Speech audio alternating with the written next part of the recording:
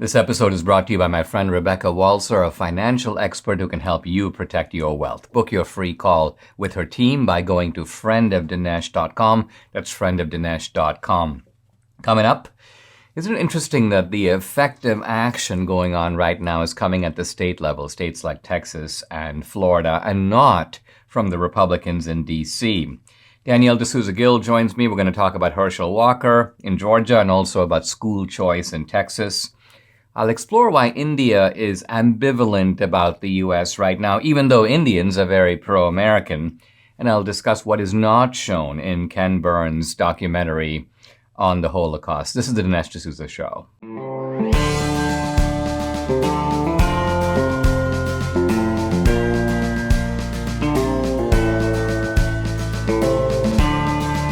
America needs this voice. The times are crazy. In a time of confusion, division, and lies, we need a brave voice of reason, understanding, and truth. This is the Dinesh D'Souza Podcast. When we scan the landscape of American politics, we notice that there is very effective action taking place at the state level. And I'm thinking now particularly of two states, Florida and Texas, which are really two of the largest, if not the largest, red states. And the governors, but not just the governor, the lieutenant governor, the political establishment in the states seems to be moving on multiple fronts. It seemed initially in Texas that Greg Abbott got a bit of a slow start, at least in this term. And he got battered a little bit because he had a mask mandate on, not for that long. And this was, of course, at the very beginning of COVID. And then he decided he thought better of it. And the mask mandate disappeared, and it's never coming back. Of course, in Florida, DeSantis went kind of full bore and decided we're not shutting the state down at all.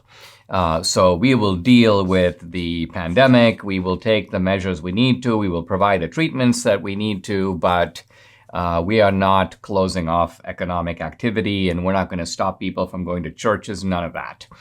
Turned out, I think, in retrospect, to be the right call.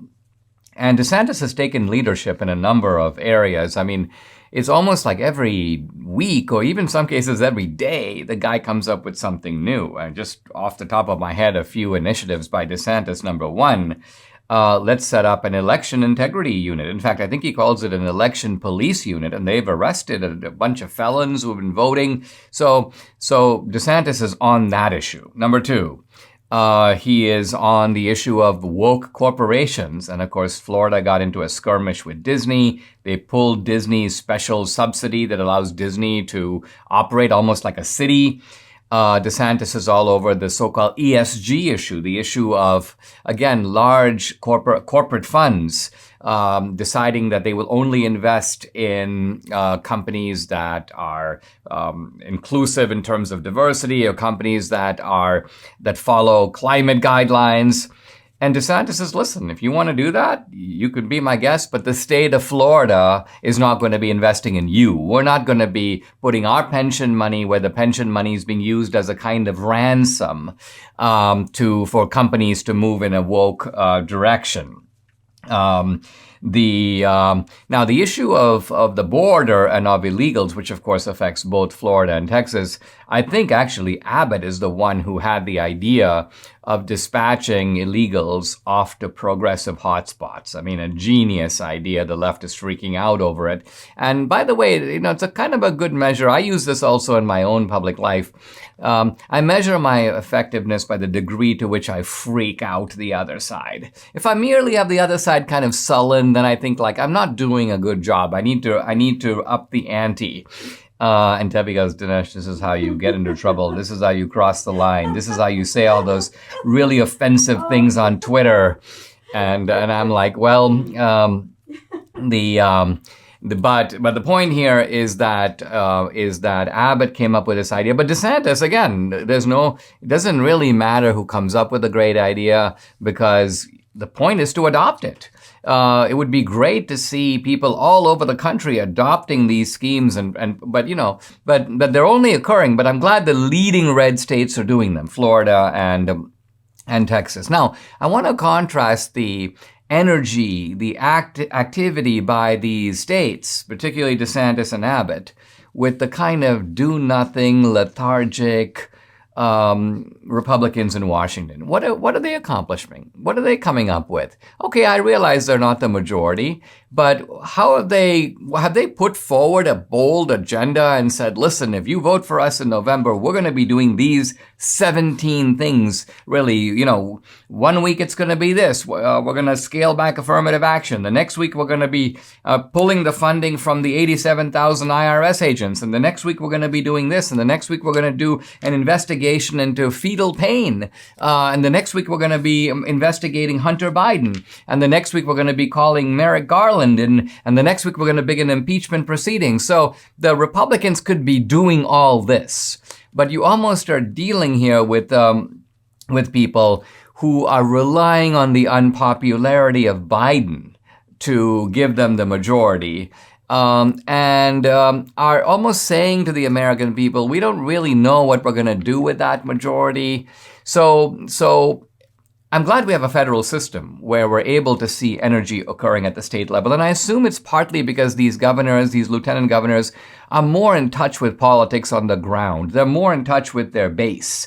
Whereas many of these congressmen, they have offices in their home district, but they sort of live in Washington, D.C. To that degree, their psychology becomes part of the swamp. And I wish that the national Republicans would take a page from the energy and innovation and boldness that we see at the state level, so we can have a national party that we can be proud of. Mike Lindell is a little bit like Trump. He faces ordeals on every front. He's dealing with the box stores and cancellation. He's dealing with the FBI and investigation.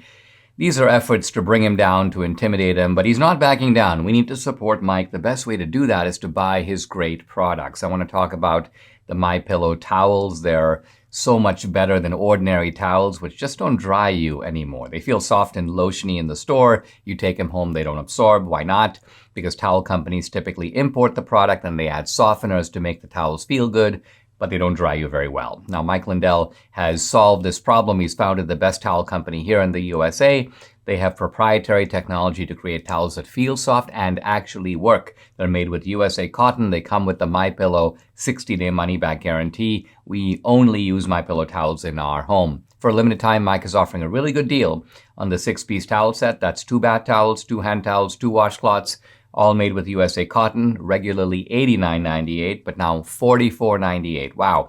Call 800-876-0227. That number, 800-876-0227, or go to MyPillow.com. By the way, discounts on all the MyPillow products. To get those discounts, make sure to use promo code DINESH Dinesh. It's always great, guys, for me to have back on the podcast my daughter, Danielle D'Souza Gill, author of the book, The Choice, The Abortion Divide in America, also the weekly host of a program on Epoch TV. It's called Counterculture with Danielle D'Souza Gill. Danielle, this has been a crazy political season going on. Let's start by talking a little bit about some of these candidates in the upcoming midterm election. There's an interesting article here in InFoxNews.com, and it's talking about the race between Herschel Walker and Raphael Warnock. A race that initially Walker seemed to be trailing badly in a reddish or red state. So it was a kind of a bad sign. It looks like now Walker has pulled even, and in some polls he's leading. Talk a little bit about that race as you see it, and then I want to ask you more broadly about the MAGA races around the country. Well, there's no question that Raphael Warnock does not represent the people of Georgia. He is a radical leftist. He's not an old Democrat or anything. And Georgia is, of course, a red state. And yet Raphael Warnock, he's a pro-choice pastor. He's very radical. Of course, a big Biden supporter, big friends with Stacey Abrams, people like that. He's definitely going to be hurt by the fact that Biden's done such a horrible job in office. And yet Herschel Walker, he's actually from there. He's actually, someone who's more in the way of a common man because he was a football player. And of course, that's, kind of a big successful thing. But at the same time, he actually says in his speeches, hey, guys, I'm not necessarily the smartest person, but, my values align with people of Georgia. So I think that Herschel Walker should be doing much better. So I'm either skeptical of the polling, or I think that, maybe people perhaps just don't know him yet and don't know how bad Warnock is, because Warnock is such a big orator. He thinks he's the next Martin Luther King because he's a pastor in a church in Atlanta, when in reality, he's actually not a very moral person. I mean, Martin Luther King was very much in the mainstream tradition of appealing to the founding. I agree. Warnock is he might be pastoring Martin Luther King's old church, but he's a long way from being Martin Luther King. I think with Walker, because he came in from the world of athletics, was a relative newcomer to politics. He stumbled in some of the early interviews.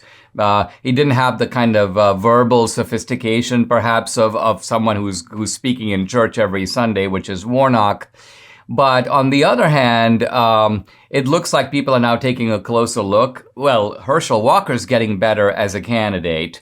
And I think Georgia is also waking up to what it's going to be like if Bidenism comes full scale to Georgia. In other words, here's a chance to turn it back. Georgia has two radical left-wing senators right now, Ossoff and Warnock. And it's clearly time to get at least one of them out of there. Of course. And I think Herschel Walker's son, Christian Walker, should be his campaign advisor because he's super smart and funny and has a lot of great thoughts. But I think, when people look at Herschel Walker, they would see that, it's not about who speaks the most eloquently. It's not about any of that. It's about who actually, stands for the values of people in Georgia. And in many ways, I think that's kind of how Trump is, or other people, not in the same way as Herschel Walker, but, he's not going to have these pre-prepared, eloquent speeches. He just says what he thinks, and same with his tweets. That's how those were. And so I think that people don't care about that anymore. So I don't know if that's why people maybe aren't, or why the polling isn't showing up as high for Herschel Walker. Maybe it's because there's a lot of disinformation going on with, Warnock, and maybe there's a lot of fear mongering happening. And Stacey Abrams, of course, has a lot of influence in Atlanta. But I think outside of Atlanta, most people are very Republican, and they should be voting for Herschel Walker. I mean, the media, both national and in Georgia, the Atlanta Journal-Constitution, very left-wing, so there's no question about that. Let's talk about something a little broader. Mitch McConnell made a statement, not directly, but he kind of implied that maybe the Republicans will not take the Senate. And his reason was that the Republican MAGA candidates are, in a sense, not the best. I think he was implying that, instead of having, let's just say, Blake Masters in Arizona, or J.D. Vance in Ohio, or Oz in Pennsylvania, or Herschel Walker, and instead if you had, let's just say, some state senator or Republican congressman who is now running for governor or running for the Senate, the ticket would be better. It's not obvious to me that that would be the case. I don't think that these are bad candidates. Do you? Of course not. No, I think that McConnell is just upset because, he doesn't get along with Trump and they have a falling out or something. So McConnell doesn't want all these new MAGA people coming in because they're going to be Trumpsters and people from this era. And then McConnell's like, oh no, I'm going to have to deal with them and all this. And the party really is moving, in the MAGA direction. That's where the Republican Party is moving, not in the McConnell direction. So he wants more little McConnells coming in. And that's not what the Republicans actually want who are voting in these primaries, which is why when people get their Trump endorsement, they immediately win their nomination because people want those kinds of candidates. And then when we look at these candidates, like you mentioned, J.D. Vance, Blake Masters, who is backed by Peter Thiel, they're very intelligent people, they're successful people, but are also, MAGA. So I think that that's a great combination of people who should be running. They should be really hardcore, but they should also be, people who are up to the job of these roles, like being a senator. I'm kind of chuckling because of the specter that you raised of little McConnells. I'm just trying to imagine a whole bunch of people in their 20s who are like little mini McConnells. Frightening idea, by the way. Subject of a good horror movie. Let's take a pause. When we come back, I want to talk to Danielle about school choice in Texas and elsewhere. The AARP is rallying behind the new tax and spend bill, promising members it'll reduce inflation, bring relief from big pharma. No, in reality, it will be very bad for the 65-plus crowd, financially and medically. Now, AMAC knows the truth. AMAC is the Association of Mature American Citizens. It advocates for its members. You'll never find them in anyone's back pocket. I trust AMAC. They're honest. They fight for your conservative values. Join AMAC today like Debbie and I have. AMAC offers special discounts and benefits, plus they provide access to financial and insurance counseling services. For just $16 a year, you can join AMAC. Go to amac.us/Dinesh to start enjoying benefits. Anyone can join, but if you're a senior, what are you waiting for? Don't let the AARP misrepresent and mislead you. Join AMAC today. AMAC serves its members with integrity and compassion. Join or renew today at amac.us/Dinesh. That's amac.us/Dinesh. I'm back with my daughter, Danielle D'Souza Gill, author of The Choice, The Abortion Divide in America, also the host of a weekly show on Epoch TV. It's called Counterculture with Danielle D'Souza Gill. Check it out. Danielle, let's talk a little bit about school choice. There was a very important law passed in Arizona, not just an experimental school choice program, but one that offers school choice to all the parents in Arizona who have their kids in school. And now I see an article in the Dallas News. Majority of Texan voters favor school voucher programs, according to a recent poll. And it looks like there is a movement of parents around the country very unhappy with the public schools, want to have at least an alternative. Of course, the unions, the public schools are pushing back. They obviously want a monopoly because, everyone succeeds when you have a monopoly. People have nowhere else to go. What do you think about this movement? Is this something that you think has the potential to not only change the political landscape, but also change education? Yes, school choice is definitely the future, because why should someone be trapped in a horrible public school just because you were born in a zip code that's not a nice area? That's horrible. And that's not really something that conservatives should stand for. We want everyone to have opportunity, and then for people to succeed based on their hard work, not for people to be trapped in a horrible school while other people have a much better public school. And, many of these public schools are bad. Most of them actually are far behind, students in other countries. China is taking off. And of course, with COVID, we saw these crazy shutdowns. And so these other schools that are doing well, a couple public schools that are doing great, those may stay open because people will want to use their vouchers there. Those are good schools. They have good teachers. So it's not to say that every school is bad, but the ones that are really underperforming, there's violence, there's crime, kids don't even want to go to that school. They don't feel safe there. Why should those schools continue onward? Those parents should have other options to send their kids to a better school.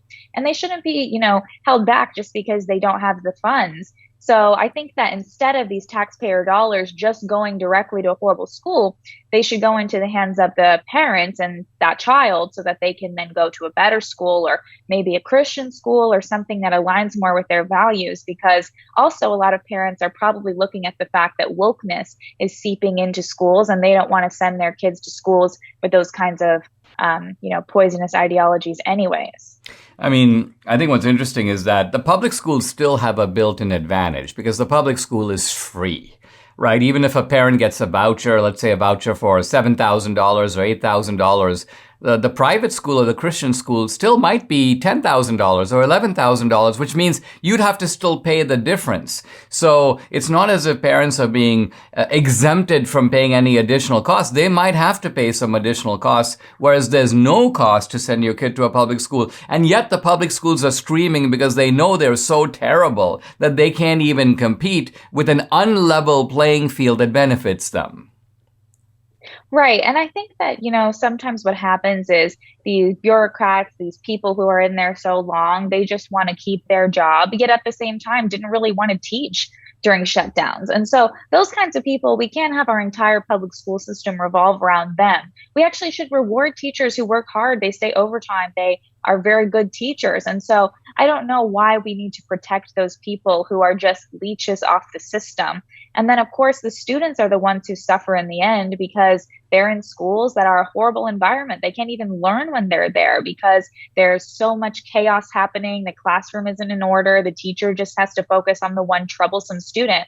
And so I think that it's just a bad system overall. And sometimes there are children of special needs, all these other things. So maybe a different school is best for them anyways, even if that was a good public school. So I think the parents really know what's best in these situations. And oftentimes, these good public schools actually are brought down because these bad public schools are also taking funding. They're wasting money. So we need to clean up this system. You mentioned the issue of wokeness, and I think what's interesting is that a lot of private schools, as you know, are also woke.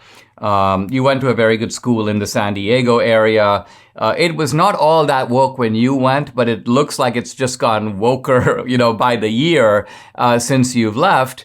And so I wonder whether these market incentives will now put money in the market, and people on our side, conservatives, Republicans, will be like, you know what? Why don't we create some new school? Why don't we create some unwoke private schools and some unwoke Christian schools? And then we will have a choice not just between private and public, but also between a woke and an unwoke education.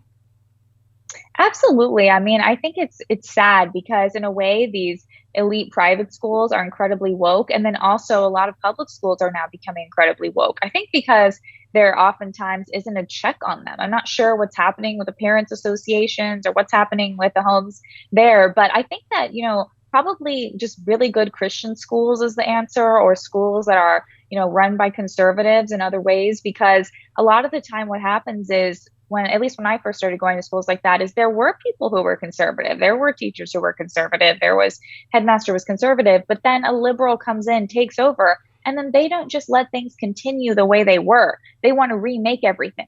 So then other teachers get fired. They bring in new people. There's all kinds of changes happening. And then it's hard for us to then take it back, even though when they come in, they very easily enter because we let them in. And yet we can't take it back. So it's very sad. But I do think we either have to take it back, parents have to step up and say, maybe the board says, we're done with this, or we have to then start these new schools. And hopefully that happens naturally just because parents say enough is enough. And I just don't want my kid going here and learning this. I'm not going to pay for that. Excellent points. Danielle, thank you very much for joining me, and look forward to having you back soon. Thank you. You've heard me say it before, I'm not a huge fan of veggies, but I have to admit when I'm in the produce section, I see all those vibrant colors of fruits and veggies, and they really do look good. Now, Dr. Howard at Balance of Nature says, listen, all those colors you see in the produce section equal nutritional variety. Different colors signify different key nutrients. If you only eat your favorite one or two veggies, well, you're missing a whole world of vital nutrients. This is why Debbie and I take these. 6 little fruits and veggie capsules each day. Every daily dose is made up of a blend of 31 different fruits and veggies. 31, so variety equals vitality. Give your body everything it needs with Balance of Nature. For a limited time, all new preferred customers get an additional 35% discount and free shipping on your first Balance of Nature order. Use discount code AMERICA. Call 800-246-8751. That's 800-246-8751, or go to balanceofnature.com and use discount code AMERICA. The Biden administration is very concerned about India. Why? Because India seems to be tilting or tilted in a pretty pro-Russian direction. The Indians are not marching to the Biden street band. And this is causing the Biden people a lot of discomfort. Now, obviously, India is not alone. There are many other countries that aren't marching either. But those countries are not so much of a big surprise. Iran, of course, is in the sort of the Russian orbit. China is, along with Iran, kind of a adversary of the United States and therefore doesn't mind making common cause with Russia. Even some of the other Arab countries are kind of in the same boat. But India has been moving in a pro-American direction. The Indian people, I sometimes say, and I don't mean this scientifically because I haven't seen any real evidence of this, but it seems on the ground that there's a very strong pro-American sentiment in India. Now, when I probe it further, I realize that the pro-American sentiment is really aimed at the America of 50 years ago. It's not aimed at the America of today. It's not as if the Indians are saying, yeah, we want more LGBTQ. Oh yeah, we want our kids to get pregnant out of wedlock. Oh yeah, we'd like to see the trans phenomenon come big time to India. Oh yeah, we want abortion on demand. No, the Indians want none of this. But what they do want is, well, it's probably a caricature or an exaggeration to say they want the America of the 1950s, but that's a pretty good way to understand it. They want India to be a society more like the America of an earlier era, an era of upward mobility. They want to have an open society, but also a society that is conscious of its own identity and its own roots. They like the idea of patriotism or nationalism. In India, Indians are very nationalistic. And now, India in the Cold War had a pro-Russian tilt. Part of this was because Kissinger convinced Nixon and convinced the United States to take a pro-Pakistan stance in the Cold War, and that caused India to go in the other direction and side with the Russians. But today, India is energy dependent on Russia. It also has strong military ties with Russia. The Russians supply a lot of the Indian military equipment. And so India has been very reluctant to come out against this invasion of Ukraine. Of course, the Indians say war is not a solution. It's better to solve these things with diplomacy. But the bottom line is the Indians are not siding with the Biden administration in embracing the type of sanctions that Biden has imposed. The Indians are like, we're not doing that. We're not following those. Putin has been in touch with Modi, and Modi, of course, is pro-American than previous Indian governments. I think Modi would like to have stronger ties with the United States. But I also think that Modi recognizes that under Biden and under the left, the United States is trying to impose values on the rest of the world that are not only alien to, but hostile to traditional cultures. There's one thing you can say about Indians: they are traditional people. Strong emphasis on family, the idea of local communities. The Indians like to follow a kind of customary way of life. In fact, there are some customs, not always good ones, that endure for very long periods of time. So the last thing the Indians want is some massive shakeup of their own society. They don't necessarily want woke culture to come to India, and it already is. Some of it is unavoidable. It's coming through the movies, it's coming through television, so it's coming through the, it seems, unavoidable influence of American culture. But on top of that, you've got the pressure of the Biden administration. Well, how come you haven't had LGBTQ month in India? And the Indians are like, that's because we're never going to. So I think the Indians have realized that this American model of today is not one that they want to uncritically adopt. And so here's the Biden team trying to cajole India and kind of bring India into the American orbit, but the Indians are resisting. And I guess part of what I'm saying is that the reason that they're resisting is that they don't like the values that the political left in America and in the West represent. So India would be a much more willing partner of the United States and of the West if you were able to say to these cultures like India, hey, listen, we want you to have stronger trade ties with the West. We want you to reduce your dependence, military and trade, on Russia. But we are not going to try to interfere with your cultural norms, with your religious norms. We're not going to browbeat you on issues that are not important to you, but perhaps important to us. the Indians, I think, would be much more receptive. But as it is, you can see on all fronts a certain anxiety about entering into full partnership with the Biden administration, and it's based upon, I think, a legitimate and understandable resistance to some very bad things that the Biden administration represents. Debbie and I are major foodies. I'd like to tell you about Moink. Now, Moink is moo plus oink. It is meat delivered in every box. Moink delivers grass-fed and grass-finished beef and lamb, pastured pork and chicken, sustainable wild-caught Alaskan salmon straight to your door. Moink farmers farm like our grandparents did, and as a result, Moink meat tastes like it should because the family farm does it better. Investors at Shark Tank were right. They say this is a delicious way to get fresh meat without having to buy it at the grocery store. We enjoy it so much, love to grill outdoors while we get moinked. Keep American farming going by signing up at moinkbox.com/Dinesh right now. My listeners will get free filet mignon in every order for a year. Wow, that's 1 year of the best filet mignon you'll ever taste, but for a limited time. It's spelled Moink, M-O-I-N-K, moinkbox.com/Dinesh. That's moinkbox.com/Dinesh.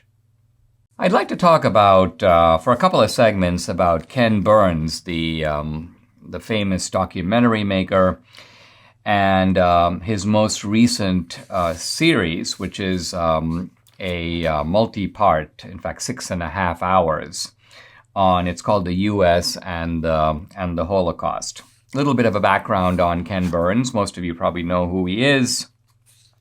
He's probably most famous for a really wonderful documentary series that he did, now it seems like 25 years ago, on the Civil War.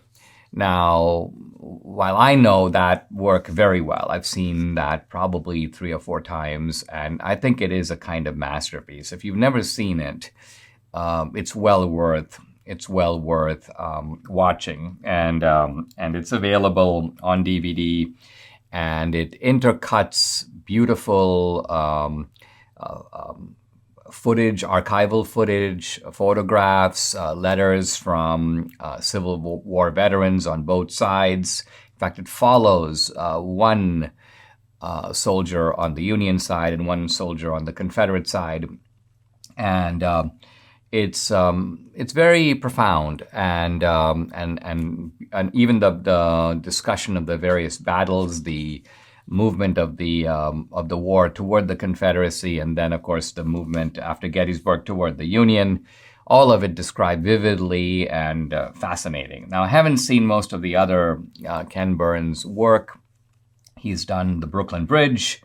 He did baseball, he did the West, he did jazz, he did Muhammad Ali, the national parks. He's also done documentaries on the Second World War and Vietnam. So this is really the historical documentary is kind of his specialty. And Ken Burns, I would say politically, is left-leaning, but not like a far-left activist. In fact, he got blasted for the Civil War because he had as his main commentator a Shelby Foote, who was a Southerner and somebody, I wouldn't say sympathetic to the Confederate cause, but not somebody who was unwilling to describe the Southern cause the way the Southerners saw it. You know, in good history, you don't suspend analysis or evaluation, but you don't begin with it. You begin by saying, well, let's try to understand the conflict the way the people who fought in it understood it. And since there are 2 sides, let's look at each side from its own point of view. Once you've done that and fairly presented that, you can then say, all right, well, now we're going to try to adjudicate which side is right on this point or on that point. It's unlikely that any side is right on every single point. I think Ken Burns tried to bring that kind of balance to the Civil War documentary. Now, I don't know if because he was chastised for it, you know, the left was like this basically what the left wants is out and out propaganda. And they were unhappy that he even had Shelby Foote, or certainly had him as the main the main source. Now, I want to talk a little bit about Ken Burns' new documentary on the Holocaust, not so much for what's in it, but for what's out of it, or what he doesn't cover. Now, he has every right, of course, to pick his topic, and his topic here is the American response to the Holocaust. And Ken Burns begins, of course, by conceding that we today kind of commemorate, or at least remember, the Holocaust. Of course, it's the famous phrase associated with the Holocaust, which is never again. There's a Holocaust museum right off the National Mall in Washington, D.C., kind of remarkable in and of itself. I mean, think about it. The Holocaust did not occur in America. It happened thousands of miles away in Europe. And yet here we are when, the Museum of Natural History, the Museum of American History, you've got all this Americana in Washington, D.C., and a series of museums that talk about the Wright brothers and now talk about Albert Einstein at Princeton and talk about all this stuff. American history, replicas of American presidents, the cutlery and the dresses of American first ladies, and then somewhat anomalously the Holocaust Museum. Now, it looks like what Ken Burns is trying to do here is say that the American response to the Holocaust was inadequate, and in that he's right. Americans didn't, first of all, know fully what was going on. Second of all, there was kind of an isolationist sentiment that what's happening in Europe is none of our business, and it's a European war. I mean, today we call it World War II, but you have to think about it. All of the world was not equally involved in this war. To some degree, World War I and II were European civil wars. America, of course, got pulled into both. When we come back, we'll talk more about Ken Burns and the stuff he decided not to cover. What some of us would do just to be young again, the simple things like climbing stairs, getting in and out of bed, taking a walk, well, they aren't that simple these days. Too many aches and pains, but they can be, because thankfully there's now a 100% drug-free solution. It's called Relief Factor. Relief Factor supports your body's fight against inflammation. That's the source of aches and pains. The majority of people who try Relief Factor love it. They order more because it works for them. Debbie can finally do the exercises she loves, planks, push-ups, her stationary bike, all thanks to Relief Factor. It's been a real game changer for her and for many people. You too can benefit.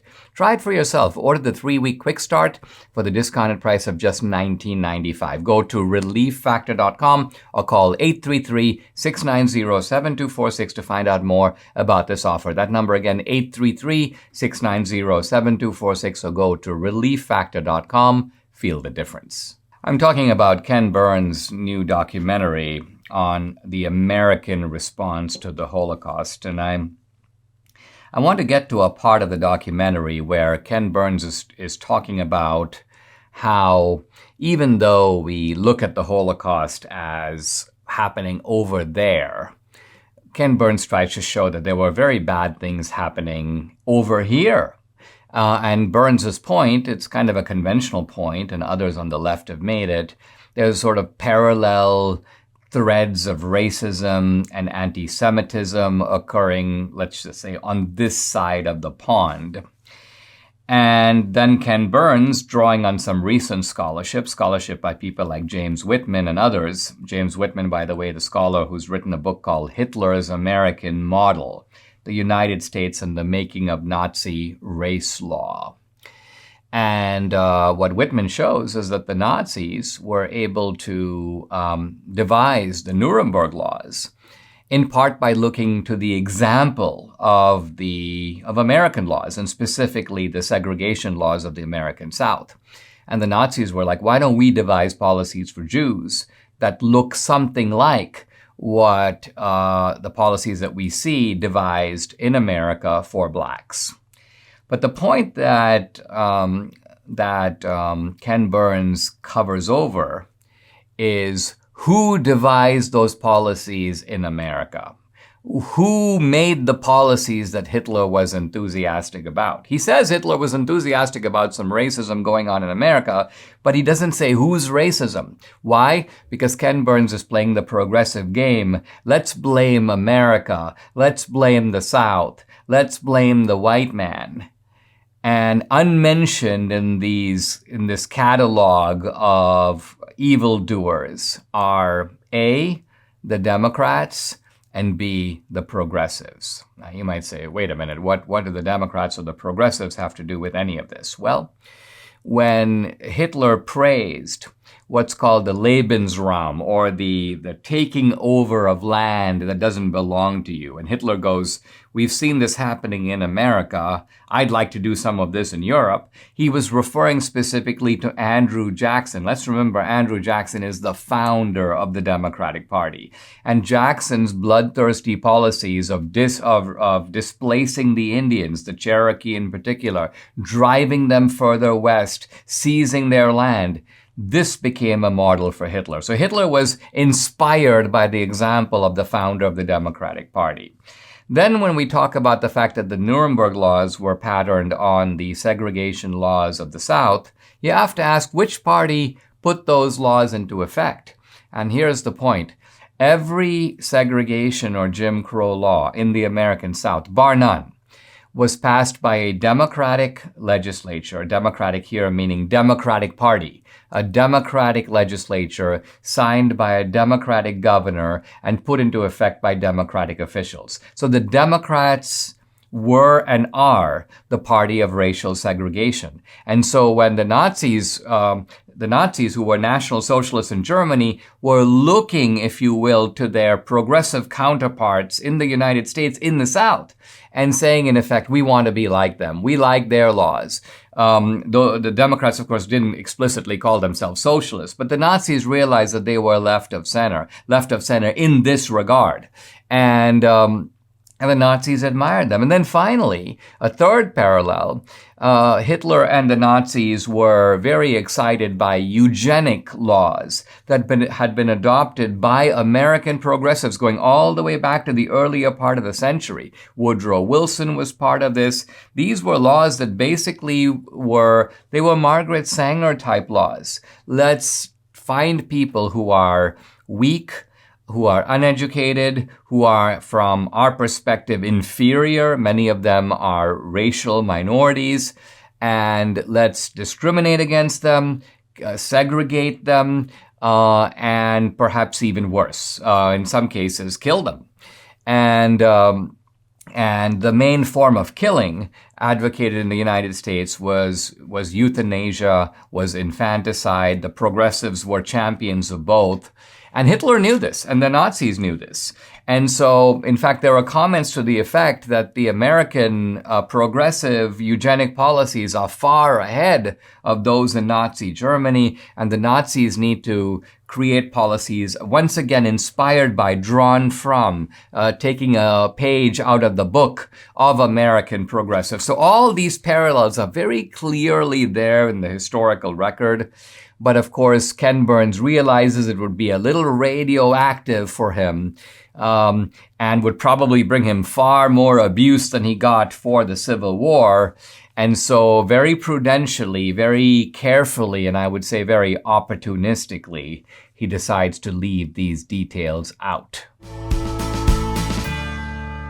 Imagine the lifelong impact of a journey to the Holy Land.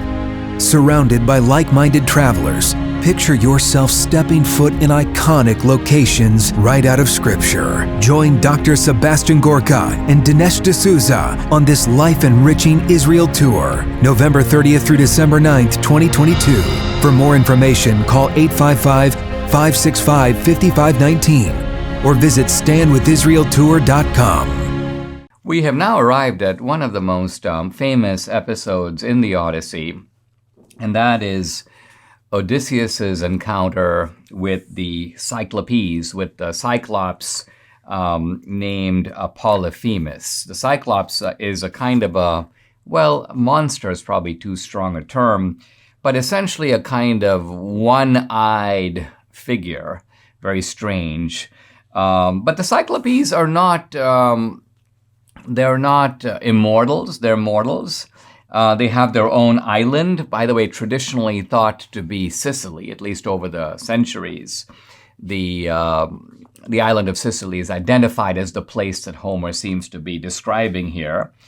How do people, by the way, know that? Well, they really look very carefully at what Homer says. Homer says things like, the Cyclopes were lacking in customs. Very interesting phrase, lacking in customs. They put trust in gods, do not plant their food from seed or plow, and yet the barley, grain, and clustering wine grapes all flourish there, increased by rain from Zeus. So this causes then scholars to think about what possible Mediterranean land could Homer have in mind here. This is how the candidate of Sicily emerges. Homer goes on to write, they hold no councils, have no common laws, but live in caves on lofty mountains. So again, what's a landscape that has caves? And each makes laws for his own wife and children without concern for what others think. So Homer here seems to be describing a division, a distinction that would later be clarified philosophically. Homer's not going to do a philosophical separation. But a distinction between civilization and barbarism. There's no question that the Cyclopes are presented as barbarians. And what is the kind of hallmark of barbarians? Well, first of all, they don't really have customs that come down there, so there's no inherent respect for the past. And you may say, well, why is that a mark of civilization? Well, by and large, because what happens is with respect for the past, you have ideas that are tested that then endure because they're passed along through education. Whereas essentially if someone was, try to imagine someone coming into the world, having no tradition, no background. So in the case of the West, no Enlightenment, no Reformation, no scientific revolution, no Renaissance. We're just kind of going to start life from right now. And we're going to sort of kind of make it up as we go along. Well, obviously our life is going to be less developed, less serious, less sophisticated, less civilized than people who have tried various things over the years, figured out what works, figured out things that don't work, and then transmitted those over the generations. Now, the other interesting thing about the Cyclopes is they don't really have laws that apply to the Cyclopean community. Homer says each makes laws for his own wife and children. It's almost like you've got the dictatorship, the local dictatorship of each Cyclops. He's got his own family. He tells them all what to do. So it's patriarchal in that sense, but there is no polis. There's no community. And then we find out that the result of this kind of society is that there's kind of no development at all. Here's Homer. Cyclopic people have no red-cheeked ships and no shipwright among them who could build boats to enable them to row across to other cities as most people do, crossing the sea to visit one another. So other people, in other words, have trade. They go visit other places. They're familiar with other people's customs. The Cyclops, the Cyclopes, don't do that. They stay put. They stay on their island. They don't go anywhere. In fact, they don't know how to go anywhere. I'm slightly reminded here, and I don't mean that the analogy, to carry the analogy too far, but think of the American Indians. They were here in the Americas. They were here for a very long time. In fact, thousands of years.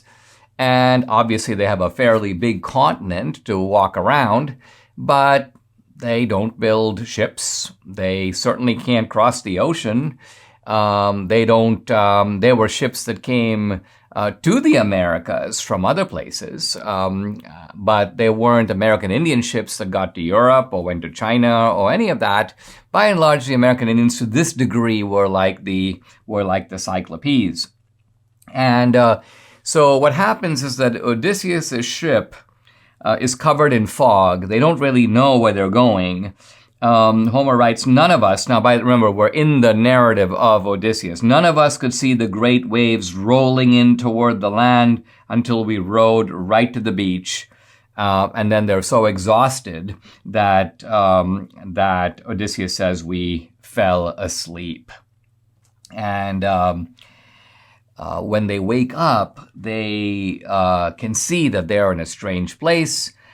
They can also see they say, we saw the Cyclopean island, we saw their smoke, we heard the baaing of their sheep and goats, and Odysseus is troubled. Odysseus basically says, my loyal friends, stay here, the rest of you, and I will go and check out these people. And then a kind of Odyssean line that appears many times in the Odyssey, at least 4 or 5 times. I go to check who those men are, find out if they are wild, lawless aggressors or the type to welcome strangers and fear the gods. This is Odysseus basically saying, again, let's see if we can expect any hospitality or xenia from these people. As we'll find out, no is the answer. They are going to be the very opposite of xenia. And so when we pick it up tomorrow, Friday, we'll talk more about the Cyclopes and their unhelpful habit of eating people.